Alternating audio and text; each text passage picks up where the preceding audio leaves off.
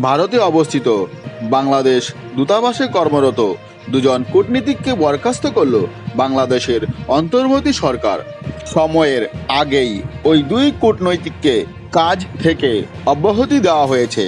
তাদের দেশে ফিরতে বলা হয়েছে। বাংলাদেশে মোহাম্মদ ইউনূস পরিচালিত অন্তর্বর্তী সরকার ক্ষমতায় আসার পর এই প্রথম কোনো কূটনৈতিকের বিরুদ্ধে পদক্ষেপ করা হলো।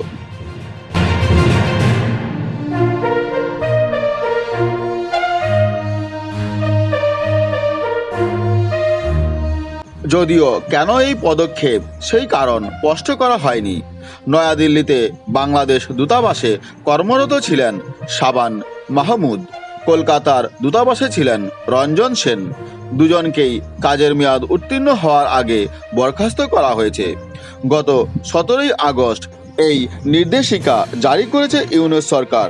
রঞ্জনের কাজের মেয়াদ শেষ হওয়ার কথা ছিল 2026 সালে।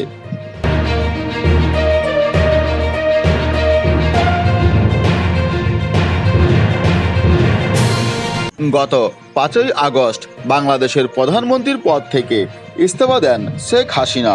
দেশ ছাড়েন তিনি। হাসিনা বাংলাদেশ ছেড়ে ভারতে চলে এসেছিলেন। সেই থেকেই ভারতেই রয়েছেন।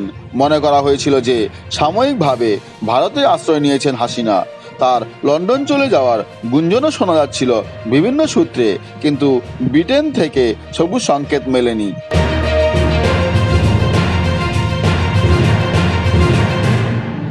পরে হাসিনার পুত্র সাজিব ওয়াজেদ জয় জানান আরও কিছুদিন ভারতেই থাকবেন শেখ হাসিনা। ভারত সরকার জানিয়েছেন হাসিনাকে সময় দিচ্ছেন নয়াদিল্লি। আপাতত তিনি রাজধানীতেই কোনো গোপন আশ্রয়ে রয়েছেন। হাসিনা সরকারের পতনের পর বাংলাদেশে অন্তর্বর্তী সরকার গঠিত হয়েছে। সেই সরকারের প্রধান হয়েছেন নোবেলজয়ী ইউনূস। সরকার পড়ে যাওয়ার পর বাংলাদেশে সংখ্যালঘুদের ওপর অত্যাচারের নানা খবর প্রকাশ্যে এসেছিল, যা নিয়ে উদ্বেগ প্রকাশ করেছিল নয়াদিল্লি। পরে অবশ্য ইউনূস এ নিয়ে ভারতকে আশ্বস্ত করেন। তবে অশান্তির আবহে বাংলাদেশে কর্মরত অজরুরি পরিষেবার সঙ্গে যুক্ত আধিকারিকদের সপরিবারে দেশে ফিরিয়ে এনেছিল ভারত।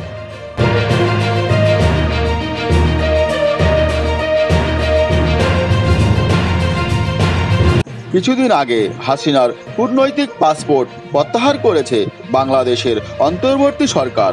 ফলে তিনি ভারতে কতদিন নিরাপদে থাকতে পারবেন তা নিয়ে নতুন করে জটিলতা তৈরি হয়েছে।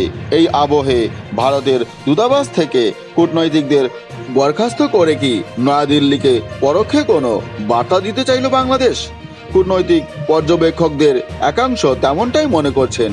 হাসিনা প্রসঙ্গে দিল্লি আগামী দিনে কী অবস্থান গ্রহণ করে সেই দিকেই নজর থাকবে সকলের।